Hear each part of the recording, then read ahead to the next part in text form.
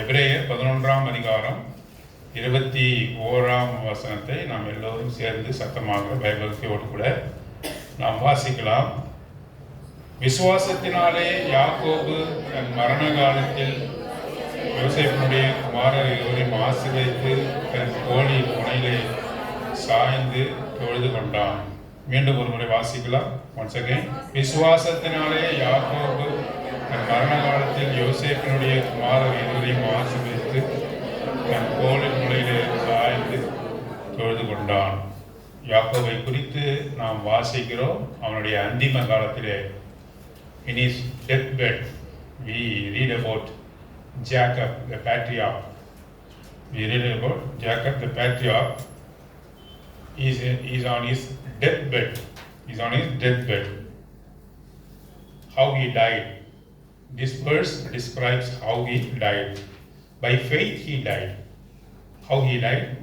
By faith he died. விசுவாசத்தினாலே அவன் ஆண்டவர்களாக மரித்து போனான் என்று சொல்லி எழுதப்பட்டிருக்கிறது. விசுவாசத்தினாலே யாக்கோபு தன் மரண காலத்தில் யோசேப்பினுடைய குமாரர் இருவரையும் ஆசீர்வதித்து தன் கோலின் முனையில் சாய்ந்து தொழுது கொண்டான். On his deathbed he died by worshipping the Lord. By worshipping the Lord. மரண சமயத்தில் அநேகர் நம்ம என்ன செய்வோம்? எல்லோரையும் பார்க்க விரும்புவோம். நமக்கு மரண காலம் குறிக்கப்பட்டது என்ன செய்வோம்? எல்லாரையும் பார்க்க சொல்லுவோம். வாங்க வாங்க relative, all relatives to come and to see us. நம்ம யாரெல்லாம் பார்க்கணும்னு தோணுதோ அவங்களெல்லாம் வந்து கூப்பிட்டு பார்க்க நம்ம சொல்லுவோம். நம்ம பார்ப்போம், அவர்கள் பார்ப்பார்கள். இரண்டாவது, நோய் முற்றி மரண பெருவாயில் இருக்கும்பொழுது டாக்டர் என்ன சொல்றாரு? நினைச்சதெல்லாம் சாப்பிடு அப்படின்னு சொல்றாரு. Whatever you desire you eat என்று சொல்லுறாரு. Even the sugar patient can eat lot of sweets. Lot of sweets அப்படி இல்லையா? அதுபோல விருப்பமானதெல்லாம் செய்வாங்க. The Gentiles will do that. What about godly people?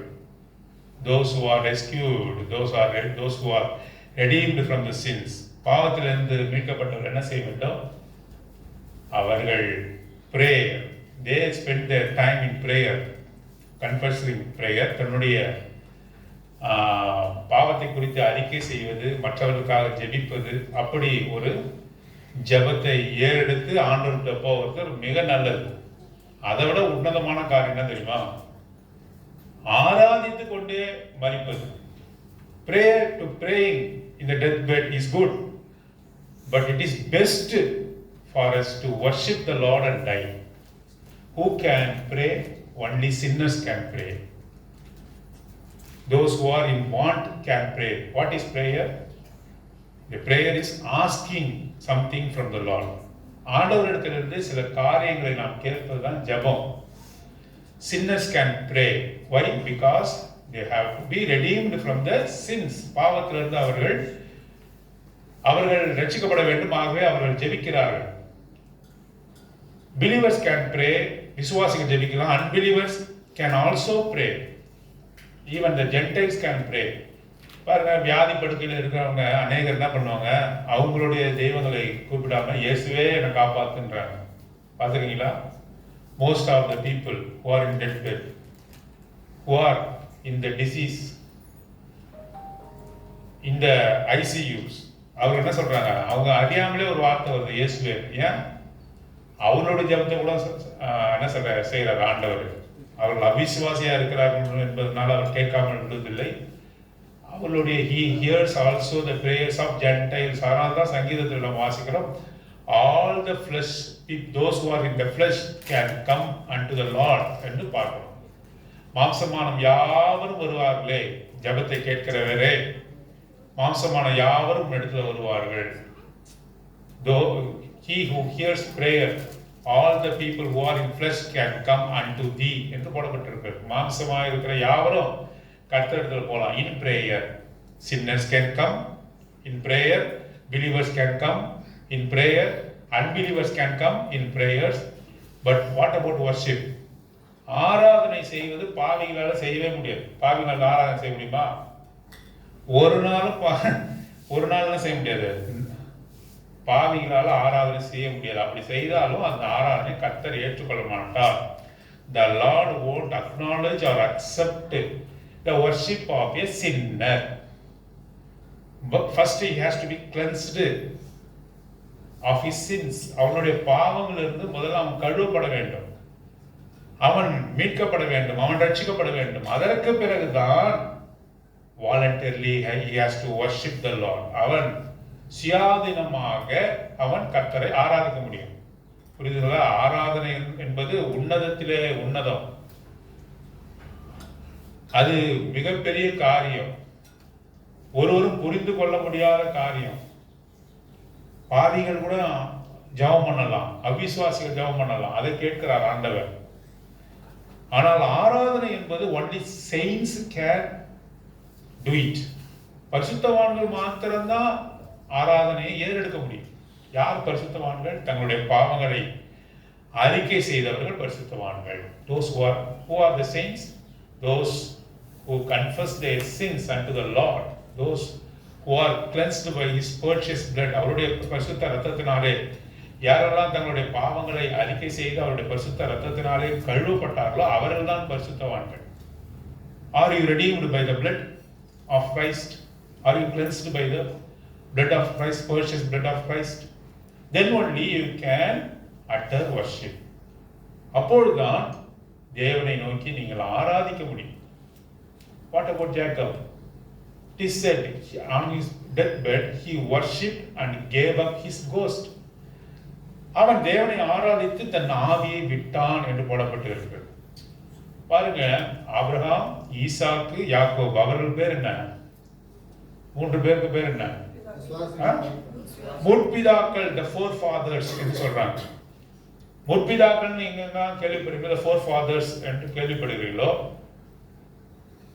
Whenever you come across the term forefathers, it refers only to Abraham, Isaac and Jacob only.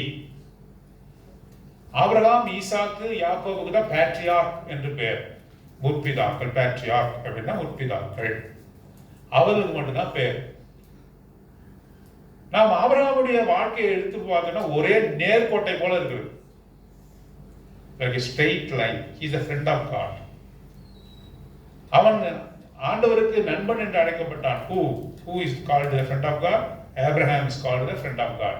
His life is like a straight line. What about Isaac? His life is also a straight line. அவருடைய வாழ்க்கையில எப்பொழுதுமே ஆண்டவருக்கு முழுமையாக கீழ்ப்படிவது. Abraham, ஈசாக்கினுடைய வாழ்க்கையில அவர்களுடைய வாழ்க்கை நேர்கோட்டை போல இருக்கிறது. அவர்கள் எந்த விதத்திலும் அவர்களுடைய மாறுபாடான சிந்தைக்கு அவர்கள் இடம் கொடுக்கவில்லை. கர்த்தர் என்ன சொன்னாரோ அதை அவர்கள் செய்கிறவர்களாக இருந்தார்கள். நல்ல சாட்சியை பெற்றார்கள். What about Jacob? He is a crooked man. His life is not like a straight line. அவனுடைய வாழ்க்கையானது நேரான ஒரு கோட்டை போல இல்லை. Most of that time he disobeyed the Lord. He deceived his brother Esau. ஏசாவை அவன் ஏமாற்றான். He deceived. Jacob means they are deceiver என்று பெயர். யாக்கோபு என்றால் எத்தன் என்று பெயர். He is a crooked fellow. He deceived his father, he deceived his brother, he deceived his father-in-law also, Laban. அவன் தன்னுடைய மாமனாகிய லாபானை கூட ஏமாற்றினான். கர்த்தரையும் கூட அநேக முறை என்ன பண்ணான்? அவன் மறந்தான். He forgot the Lord also. His life is not so smooth. His life is not correct. His life is not upright or in righteousness. His life is like a strike. His life is like hump and up and down. அது நேரான கோட்டிலே இல்லாமல் அது எப்படி இருக்கிறது? மாறி மாறி இருக்கிறது. இப்போ என்னை யாரோடு நான் ஒப்பிடுவேன் என்று சொன்னால் யாக்கோபோடு தான் ஒப்பிடுவேன். நீங்க ஒருவேளை ஆபிரகாமோடு ஒப்பிட்டுங்க, அதை பத்தி எனக்கு ஒன்றும் கவலை இல்லை. If your life is like Abraham, well and good. What about my life? I testify that my life is like unto Jacob. யாக்கோபு போல இருக்கிறது. அநேக முறை நான் என்ன செய்கிறேன், அவருக்கு கீழ்ப்படியாக நான் இருக்கிறேன். அவருக்கு என்னுடைய முதுகை காட்டுகிறோம். I turned my back unto the Lord. Many times I disobeyed the Lord. நான் அநேக முறை தேவனை மறுதலித்தேன். I betrayed him like Judas Iscariot. நான் அவனை மறுதலித்தேன். Like Peter, I ran away from him. அவரிடத்திலிருந்து ஓடி போனவனாக நான் காணப்பட்டேன். My life is not upright one. My life is not righteous one. என்னுடைய வாழ்க்கை நேரடியான ஒரு வாழ்க்கையாக, என்னுடைய வாழ்க்கை நீதி உள்ள வாழ்க்கையாக காணப்படவில்லை. ஆனாலும் கூட ஆபிரகாமை எவ்வளவு நேசித்தாரோ, ஈசாக்கை எப்படி நேசித்தாரோ, அதே போல யாரை நேசித்தாரு? யாக்கோபை நேசித்தார். யாக்கோபு என்னும் சிறு பூச்சியே, யாக்கோபு என்னும் சிறு பூச்சியே என்று சொல்லி அவன் மீது அவ்வளவு அன்பை காட்டுகிறார். பாருங்க, ஒரு குடும்பத்துல எல்லா பிள்ளைங்களும் ஒரே போல இருக்காரு இல்லையா? All the sons and daughters are not like. சில பிள்ளைங்க அப்பா சொல்றது கேட்டு ஒழுங்கா நடக்கும். சில பிள்ளைங்க என்ன பண்ணும், உட்காரானா உட்கார மாட்டான், ஏசி நிற்பான். குதிக்காதரானா குதிச்சு காட்டுவான் மையமா. போவாதரானா என்ன பண்ணுவான், போய் தான் பார்ப்பான். பாருங்க, அவங்க அவ்வளவு செய்தாலும் கூட தகப்பனுக்கு யார் மேல அதிக அன்பு இருக்கா? இந்த வாலாட்டம் காட்டுறான் பாரு, அவன் மேலதான் அன்பு அதிகமா இருக்கும். ஏன்? அவனை எப்படியாவது கொண்டு வரணும், அன்புக்குள்ளாக கொண்டு வரணும். ஆனா அவருடைய எண்ணமாக இருக்கும். ஆகவே யாக்கோபின் மேல என்னை பொறுத்தவரை, அது பைபிள்ல சொல்லல, என்னை பொறுத்தவரை இவர்களை காட்டிலும் அதிகமாக அவர் யாக்கோபை நேசித்தார் என்று சொல்லி நாம் பார்க்கிறோம். இப்பொழுது யாக்கோபுனுடைய அந்திம காலம் என்ன? He is on his deathbed. அவ என்ன செய்யறான்? யோசேப்பினுடைய குமாரர்கள், the sons of Joseph, ஈப்ரீம் and Manasseh, எப்ராயிமையும் மனாசேயும் அழைத்து அவர்களை ஆசீர்வதிக்கிறான். பொதுவா சாக கிடக்கிறவங்க என்ன பண்ணுவாங்க, எல்லாருக்கும் என்ன பண்ணுவாங்க, சாபத்தை கொடுத்துட்டு சாவாங்க. நம்ம ஊர்ல பாத்துருக்கீங்களா? அவன் உருப்படவே மாட்டான், அவன் நல்லாவே இருக்க மாட்டான், என் துரோகத்தை பண்ணினான். ஆனா ஒரு நீதிமான் எப்படி மறிக்கிறான்னு பாருங்க, எல்லோரையும் ஆசீர்வதித்து மறிக்கிறான். அதுதான் நம்ம 47, 48 வாசிக்கிறோம். ஆதியாகமம் 47ஆம் அதிகாரம் 48வது அதிகாரத்துல வாசி. He blessed every children of him. அவனுடைய குழந்தைகளை ஒவ்வொருவரையும் தனிப்பட்ட முறையிலே ஆசீர்வதிக்கிறதை நாம் பார்க்கிறோம். பிறகு அவன் என்ன செய்தான் என்று சொல்லி நாம் பார்க்கும்பொழுது, தன் கோலின் முனையில் சாய்ந்து தொழுது கொண்டான் என்று சொல்லி போடப்பட்டு. ஆங்கிலத்தில் வாசிங்க. English please read.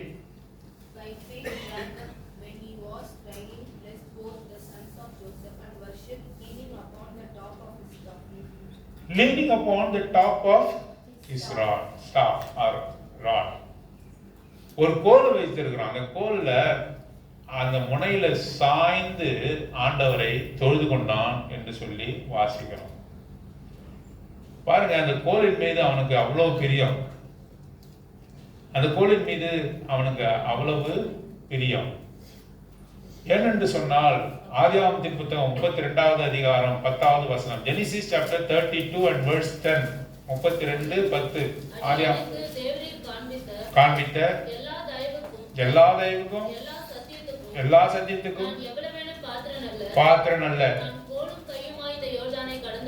யோர்தானை கோலும் கையுமாக கடந்து போனேன். இது ஒரு வசனமே போதும் இன்றைக்கு நம்ம ஆராதிக்க. This one verse is enough for us to worship today. பாருங்க, என்னுடைய வாழ்க்கையை அவன் introspect his life. அவனுடைய வாழ்க்கையை சோதித்து அறிகிறான். என்னைக்காவது நீங்க உட்கார்ந்து சோதித்து அறிஞ்சிருக்கீங்களா? இப்போ நம்ம நாமே சோதித்து பார்க்கறதுக்கான நேரமே கிடையாது. ஏன்? செல்போன் தான் நம்ம சோதித்து பார்க்குது. சோதனையா இருக்குது, அது ஒரு சோதனையா இருக்குது. எப்ப பார்த்தாலும் செல்போனு, மற்றவர்களுடைய பேச்சு, சும்மா இருக்க முடியல. யாராவது போய் பேசிக்கிட்டே இருக்கணும். சும்மா இருப்பது என்பது கொடுமையான காலமா இருக்குது. ஒன்னு டிவி பார்க்கணும், இல்லைன்னா செல்போன் பார்க்கணும், இல்லை யாராவது போய் வம்படிக்கணும், யார்கிட்டாச்சும் பேசிக்கிட்டாச்சும் இருக்கணும். இல்லைன்னா லோன்லியா ஃபீல் பண்ற. அது நான் லோன்லியா ஃபீல் பண்றா. You introspect your self. உன்னை நீ சோதித்து பார், யோசித்து பார். நம்முடைய வாழ்க்கை எப்படி இருந்தது? From your childhood, from your adulthood, உன்னுடைய சிறு பிராயத்திலிருந்து, உன்னுடைய வாலிப பிராயத்திலிருந்து உன்னுடைய வாழ்க்கை எப்படி இருந்து யோசித்து பார். அப்படி யோசித்து பார்க்கும்போது இப்போது கர்த்தரை என்ன பண்ணுவேன்? துதிக்க ஆரம்பிப்பேன். ஏன்னா அவ்வளவு கடினமான வாழ்க்கை உன்னுடைய வாழ்க்கை இருந்தது. தொலைந்து போயிருப்ப. ஒருவேளை you will be lost. நீ தொலைந்து போயிருப்ப. உன்னுடைய வாழ்க்கை சீர்பெறாமல் போயிருக்கும். உன்னுடைய வாழ்க்கை அழிந்து போயிருக்கும். ஆனாலும் கூட நீ எந்த நிலைமையில இப்பொழுது இருக்கிறாய் என்பதை யோசித்துப்பார். நீ எப்படி இருந்தாய் என்பதை யோசித்துப்பார். அப்பொழுது என்ன பண்ணுவ? You will automatically worship the Lord. You will automatically worship the Lord. That's why you have to introspect often. உன்னை குறித்து நீ யோசித்து பாருங்க. How you are hale and healthy today. நீ இன்றைக்கு எவ்வளவு ஆரோக்கியமாக இருக்கிறாய். நோய் வந்தாதான் தெரியும் நமக்கு என்ன எவ்வளவு கடினம்ன்றது. நமக்கு ஒரு நோயால பாதிக்கப்படும் பொழுது எவ்வளவு கடினமான காரியம் என்பது தெரியும். இன்றைக்கு உன்னை என்ன செய்திருக்கார்? காலையில உன்னை எழுப்பி விட்டு இருக்கிறார். அநேகர் அவர் என்ன செய்யல? எழுப்பியே விடல.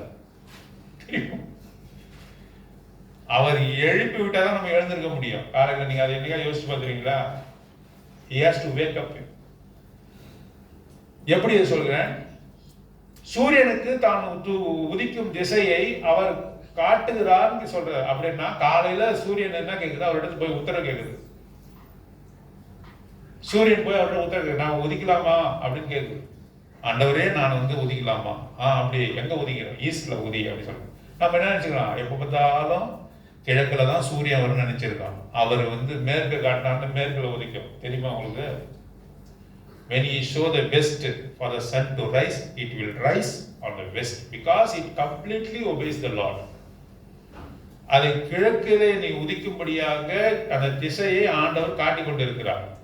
அப்பதான் அது கிழக்குல வரும். இன்றைக்கு நீ படுக்கிற, நிம்மதியா படுக்கிற, நாளை காலை எழுந்திருவியா நீ? until unless he wake up you. அவர் உன்னை எழுப்பாவிடில் நீ நிரந்தரமா தூங்கிடுவேன். எத்தனோ பேர் நான் பார்த்திருக்கேன், நல்லா தூங்க போறாங்க, காலையில எழுந்திருக்க முடியல, தூக்கத்திலே மரித்து போனவர்கள். அவரை ஆகவேதான் சங்கீதக்காரன் சொல்ல, அவர் என்னை எழுப்புகிறார் என்று சொல்கிறார்.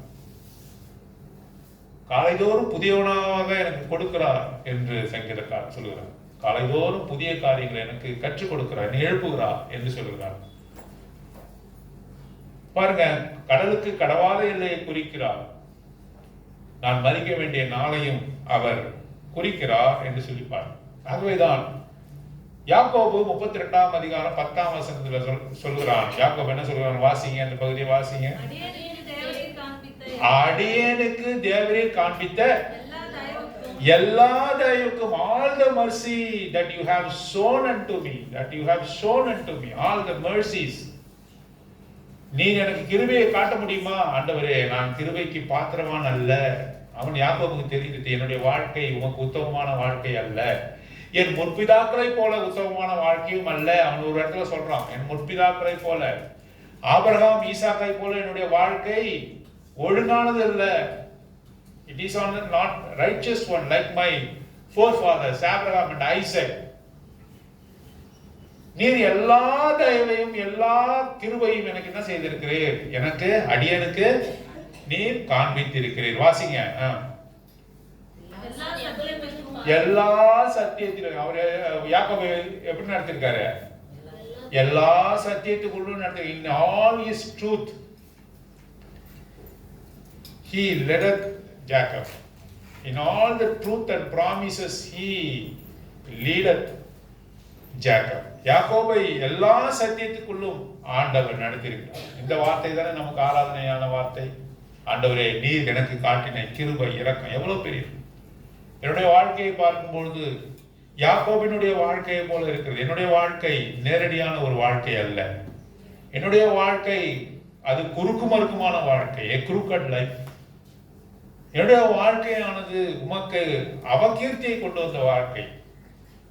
என்னுடைய வாழ்க்கை எப்படிப்பட்ட வாழ்க்கை? அது உமக்கு பிரியமற்ற ஒரு வாழ்க்கை. பாருங்க, அவனுடைய தகப்பன் அவனுடைய முற்பிதாவை முற்பிதாவோட லைன்ல வரான். எவ்வளவு உத்தமமா அவன் வந்திருக்கணும் பாருங்க. சில பெற்றோர்கள் சொல்றாங்க, என்ன சொல்றாங்க பிள்ளைகளை பார்த்து, என் பேரை என்ன செய்யறது, காப்பாத்து. பாசிட்டிவா சொல்றாங்க. என் பேரை கெடுத்துடாத, நெகட்டிவா சொல்றேன். ரெண்டும் ஒண்ணுதான். என் பேரை கெடுத்துறாத. நான் நீ ஒண்ணு புதிய பேரை எடுக்க தேவையில்ல, என் பேரை காப்பாத்து. என்னுடைய மகன் என்ற பேர் இருந்தா போதும். சில பேர் சொல்றாங்க, சொத்தை சேர்த்து வச்சு சொல்றாங்க, ஊதாரி பிள்ளை பார்த்து, நீ you don't add a penny to my property. ஒரு காசை கூட நீ சேர்க்க தேவை, நான் வச்சிருக்க சொத்தை நீ காப்பாத்தினா போதும், என் பேரை காப்பாத்தினா போதும். ஆபிரகாமும் ஈசாக்கும் யாக்கோபை பார்த்து என்ன சொல்லுவாங்க, எங்க பேரை எப்படியாவது காப்பாத்துரு யாக்கோபே, எங்க பேரை எப்படியாவது காப்பாத்து, அப்படிதான் சொல்லியிருக்கணும். ஏன்னா அப்படிப்பட்ட காரியங்கள்லாம் அவனுடைய வாழ்க்கையிலே காணப்பட்டது என்று. கர்த்தருக்கு பிரியமற்ற வாழ்க்கையை அவன் அநேக முறை அவன் செய்திருக்கிறான். அவன் சொல்கிற வார்த்தை என்ன, கடைசியாக அவன் சொல்கிற வார்த்தை என்ன, எவரே நீ காண்பிக்கிற எல்லா கிருபைக்கும் நான் பாத்திரவான் அல்ல, என் முற்பிதாக்களை காட்டிலும் நான் என்னது பாத்திரவான் அல்ல என்று சொல்லி அவன் சொல்லுகிறதாக பார்க்கிறோம். தொடர்ந்து வாசிங்க அந்த வார்த்தையை. கோலும் கையுமாக இந்த யோர்தானை கடந்து போனேன், கோலும் கையுமாக. அவள் வெறுமையானவனாக பயத்துல ஓடனான், தகப்பன் வீட்டை விட்டு பயத்துல ஓடனான். வெறும் கோலை எடுத்துன்னு போனான். இந்த பக்கம் பார்த்தா ஒரு கோலு, இது பார்த்தா இந்த கையில பார்த்தா வெறும் கை. கோலும் வெறுங்கையனாக யோர்தானை கடந்தேன். இப்பொழுது எல்லாவற்றையும் சகோதரித்துக் கொண்டு ஆடு மாடுகள் மனைவி வருமனையாட்டிகள் எல்லாரோடையும் கூட யோர்தானை திரும்ப அவன் கடந்து வருகிறான். பிற்பாடு கோலும் கையுமாக போனேன், வெறுமையான பாத்திரமாக இருந்தேன், ஒன்றுமே இல்லை, என்னை மதிப்பார் யாரும் இல்லை, என்னை மதித்து பேசுவார் யாரும் இல்லை. என் சொந்த சகோதரன் என்னை வெறுத்தான், என் வீட்டார் என்னை வெறுத்தார்கள், எனக்கு சகோதரன் இல்லை என்று என்னோட சகோதரர்லாம் சொன்னாங்க. என் தகப்பனும் கூட என்ன செய்தாரு, மூத்த குமாரனாக ஏசாவை தான் ஆசீர்வதிக்க விரும்பினார். ஆனாலும் கூட உம்முடைய கிருபை எனக்கு கிடைத்தது, வெறும் கோலும் கையனுமாக நான் போனேன். ஆகவேதான் அவன் எபிரேயர் 11ஆம் அதிகாரம் 21 ஹீப்ரூஸ் சாப்டர் 11:21 அந்த கோலை பத்திரமாக வைத்திருந்து அவனுக்கு அந்த கோலின் மீது சாய்ந்து அவன் அந்த கர்த்தரை தொழுது கொள்கிற காரியமாக இருக்கிறது. இந்த கோல் மேல சாய்ந்து அவன் மரிக்கிறதை நாம் பார்க்கிறோம். பாருங்க 48ஆம் அதிகாரம் 1வது வசனம். ஆதியாகமம் 48 முதல். வருத்தமா இருக்கிறது, வருத்தமா இருக்கிறதுனா சிக்குன்னு அர்த்தம். வருத்தம்னாக்க கவலையா இருக்காருன்னு அர்த்தம் கிடையாது. your father is sick என்று அவனுக்கு சொல்லப்படுது. யாருக்கு? யோசேப்புக்கு சொல்லப்படுகிறது. யாக்கோபு அவர் வருத்தமா இருக்கிறார் என்று சொன்னால் he was sick என்ற அர்த்தம், வியாதியா இருக்கிறார்னு அர்த்தம். சொல்லுங்க. அப்பொழுது அவன் தன் இரண்டு குமாரராகிய மனாசேயையும் எப்பிராயீமையும் தன்னோட கூட கொண்டு போனான். இதோ உம்முடைய குமாரனாகிய யோசேப்பு உம்மிடத்தில் வந்திருக்கிறார் என்று யாக்கோபுக்கு அறிவிக்கப்பட்டது. அப்பொழுது இஸ்ரவேல் தன்னை திடப்படுத்திக் கொண்டு கட்டிலின் மேல் உட்கார்ந்தான். யாக்கோபு யோசேப்பை நோக்கி, சர்வ வல்லமையுள்ள தேவன் கானான் தேசத்தில் உள்ள லூஸ் என்னும் இடத்தில் எனக்கு தரிசனமாகி என்னை ஆசீர்வதித்து, நான் உன்னை பலவும் பெருகும் பண்ணி உன்னை பல ஜனக்கூட்டமாக்கி உனக்கு பின்வரும் உன் சந்ததிக்கு இந்த தேசத்தை நித்திய சுதந்திரமாக கொடுப்பேன் என்று என்னோட சொன்னார். போதும். இப்ப பாருங்க, இப்போ யோசேப்பு இடத்துல சொல்லப்படுது, யாக்கோபுக்கு அதிக வியாதியாக இருக்கிறார், அவர் மறுக்கும் தருவாயில் இருக்கிறார் என்று சொல்லப்படுகிறது. ஆகவே தன்னுடைய குமாரர்களை மனாசேயையும் எப்ராயிமையும் யோசேப்பு யாக்கோபின் இடத்துல கொண்டு போகிறார். யோசேப்பு வந்திருக்கிறார் என்று சொல்லும் போது யாக்கோபு டக்குனு பெட்ல இருந்து எழுந்து உட்காந்துட்டாரா? இல்ல, அங்க பார்க்கிறோம், உம்மிடத்தில் வந்திருக்கிறார் என்று யாக்கோபுக்கு அறிவிக்கப்பட்ட பொழுது அப்பொழுது இஸ்ரவேல் தன்னை திடப்படுத்தி கொண்டு கட்டில் மேல் உட்கார்ந்தான். அப்படியே எப்படி எழுந்திருக்க முடியாம எழுந்திருந்து கட்டில் மேல உட்கார்ந்தான். அப்படின்னா அந்த கோல் அவனுக்கு என்ன செய்திருக்கான்? ஒருவேளை கோலை ஊன்றி அவன் என்ன பண்ணிருக்க கூடும், அவன் எழுந்து உட்கார்ந்து இருக்க கூடும். ஆகவே பாருங்க, அதெல்லாம் அவன் யோசிக்கிறான். 47ஆம் அதிகாரம் 9ஆம் வசனம். Genesis chapter 47 and 9. யாக்கோபு, நான் பரதேசிலே சஞ்சரித்த நாட்கள் 130 வருஷம், என் ஆயுசு நாட்கள் என் பிதாக்களுடைய ஆயுசு நாட்களுக்கு வந்து எட்டவில்லை என்று பார்வோனுடனே சொன்னான். பாருங்க, பார்வோனிடத்துல யோசேப்பு யாக்கோபு பேசும்பொழுது என்ன சொல்ற, நான் பரதேசியாய் சஞ்சரித்த நாட்கள். He always remembered that he was a pilgrim. Jacob always remembered that he was a pilgrimage. He was in the pilgrimage. அவன் பரதேசியாக இருந்தான் என்பதை அவன் எப்பொழுதுமே அவனுடைய சிந்தையிலே இருக்கிறது. அவன் வெறுங்கையனாக இருந்த பொழுதும் அவன் தன்னை பரதேசி என்று நினைத்தான். யோர்தானை இரு பரிவாரங்களோடு கூட அநேக சொத்து சம்பத்துகளோடு கூட யாக்கோபு திரும்பி வரும்பொழுது he acknowledged that he was a pilgrim. அவன் ஒரு பரதேசி, அவன் ஒரு வழிபோக்கன் என்று அவன் Jacob declared he was on the pilgrimage, he was a pilgrim. பாருங்க, இப்பொழுது எகிப்துல யோசேப்போடு கூட யாக்கோபு இருக்கிறான். கவனிங்க, நல்லா கவனிங்க. Joseph was in Egypt. He was prime minister next to Pharaoh. He has full authority. Joseph has full authority. Jacob and his children settled in a fertile land called Goshen என்று சொல்லக்கூடிய இடத்துல யாக்கோபும் அவனுடைய பிள்ளைகளும் அங்கே சுதந்திரித்துக் கொண்டார்கள். யோசேப்பு, அவன் மகன் யாக்கோபுடைய மகன் யோசேப்பு இப்போது யாரா இருக்கிறான்? பிரதம மந்திரியாக இருக்கிறான்.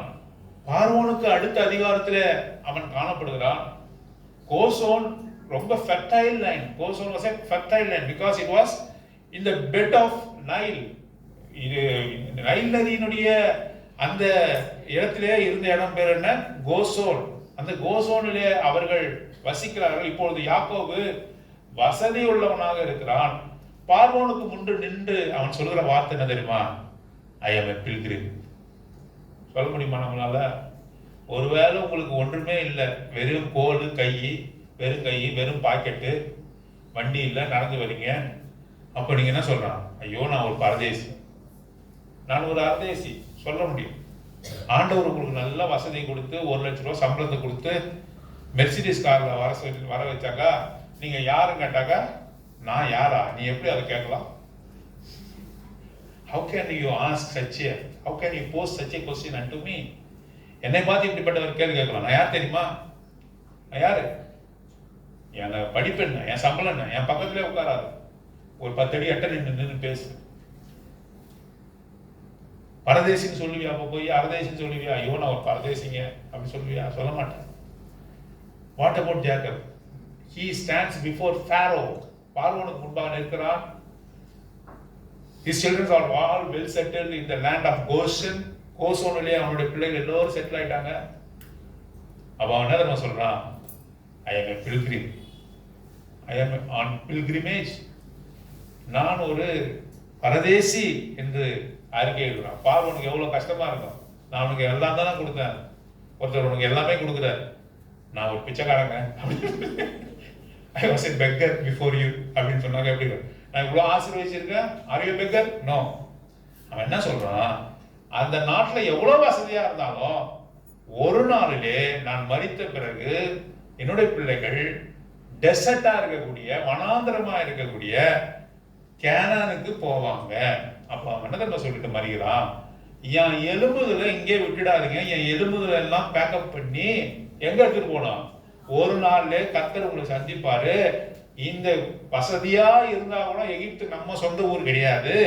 நம்ம கேனானுக்கு போவோம், கானானுக்கு போவோம், இப்ப இருக்கிற இஸ்ரேலுக்கு போவோம். அங்க போய் என்னுடைய எலும்ப மெக்பலா கொகையில ஆபிரகாம் மரித்தாரு, சாராள் மரித்தாரு, லேயால் மரித்தாரு, அங்கே புதைத்தோமே, அந்த இடத்துல மம்ரேக்கு எதிராக இருக்கக்கூடிய மெக்பலா கேவ்ல என்னுடைய எலும்ப நீ என்ன செய்யணும்? அங்கதான் நீ அடக்கம் செய்யணும், அதுதான் நம்மளோட பூமி. அவர் அப்ப சொல்லும்போது அந்த பூமியை குறித்து எந்த அறிவும் உங்களுக்கு இல்லை. உங்க பிள்ளைங்களுக்கு 1 சென்ட் நிலம் கூட உங்களுக்கு சொந்தம் கிடையாது. They never owned a property when Jacob uttered these words in faith. விசுவாசத்தில் அவன் சொன்ன பொழுது இஸ்ரவேல் அவங்களோட சொந்த நாடு இல்லை, கானான் அவங்களுக்கு சொந்த ஊர் இல்லை, 1 சென்ட் நிலம் கூட அவங்களுக்கு சொந்த இடம் கிடையாது. அப்ப மெக்பலா கோயில ஆபிரகாம் எப்படி வாங்கினாரு? ஒரு மனுஷன் கிட்ட இருந்து காசு கொடுத்து வாங்கினார் அந்த இடத்த. ஆபிரகாம் புதைக்கப்பட்ட இடம், சாரா புதைக்கப்பட்ட இடம், மெக்பலா குகையானது காசு கொடுத்து வாங்கின இடம். இவர்களுக்கு சொந்தமான நாடா அது இருக்குல்ல. அப்படி இருக்கும் போதே யாக்கோபு சொல்றாரு, இது நம்முடைய ஊர் இல்ல. அங்க அவளை எகிப்துல கொடுமைப்படுத்தும் போது சொல்ல, வசதியா இருக்கும் போது, நன்றாக இருக்கும் பொழுது, அந்த இடத்தையே பார்வன் அவள் கொடுத்த பொழுது கூட இது நம்ம இடம் கிடையாது. யோர்தானை தாண்டி நம்ம போவோம். we will cross Jordan and inherit Israel, Canaan என்று சொல்கிறார். அங்கே போவோம் என்று சொல்கிறார். எகிப்து வளமான நாடு தெரியுமா உங்களுக்கு? Egypt is a fertile land. Why? Because Nile, the longest river, passed through it.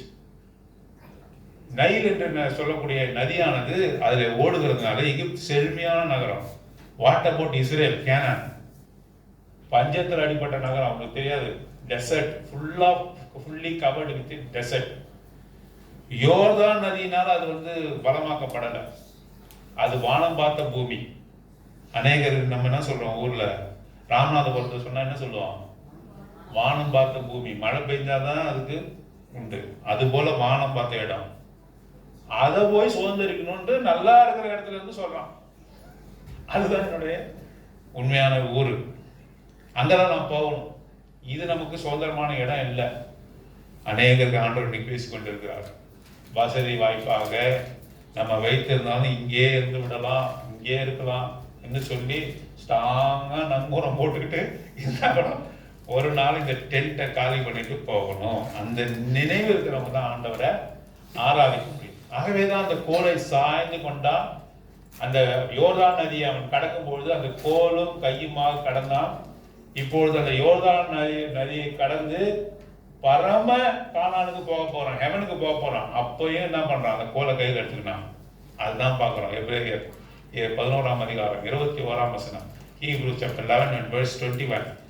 In this instance also, when he was in the death bed, he took up the staff. Why? He remembered he crossed Jordan with the staff.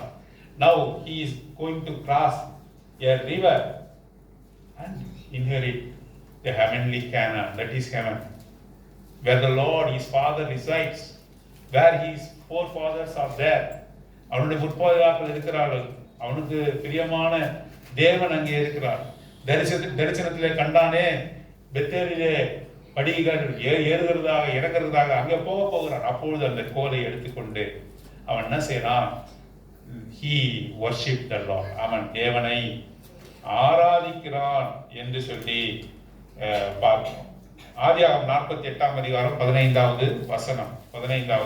யோசேப்பை ஆசீர்வதித்து என் பிதாக்களாகிய ஆபிரகாமும் ஈசாக்கும் வழிபட்டு வணங்கிய தேவனும், நான் பிறந்த நாள் முதல் இந்நாள் வரைக்கும் என்னை ஆதரித்து வந்த தேவனும், நான் பிறந்த நாள் முதல் இந்நாள் வரைக்கும் என்னை ஆதரித்து வந்த தேவன். He fed me, the Lord God which fed me all my life long. யார் அவனுக்கு சாப்பாடு கொடுத்தா, யார் அவனை நடத்தினான்னு சொல்றான் யாக்கோபு? கர்த்தாதி கர்த்தர். The Lord shepherded me. He was my shepherd, eternal shepherd. I was his sheep. He leadeth me in a green pasture. புல்லுள்ள இடங்களிலே அவர் என்னை கொண்டு போனான். Life long. அவன் மகனை குறித்து சொன்னான. சில பேர் சொல்றாங்க, என்ன சொல்றாங்க? பிள்ளைங்க வளரும் போது சொல்லி வளர்க்குறாங்க. என்ன சொல்லி வளர்க்குறாங்க? உனக்கு இவ்வளவு கஷ்டப்பட்டு நான் செய்யறேன், பெரியவனா சம்பாத்தினா என்ன பண்ணலாம்?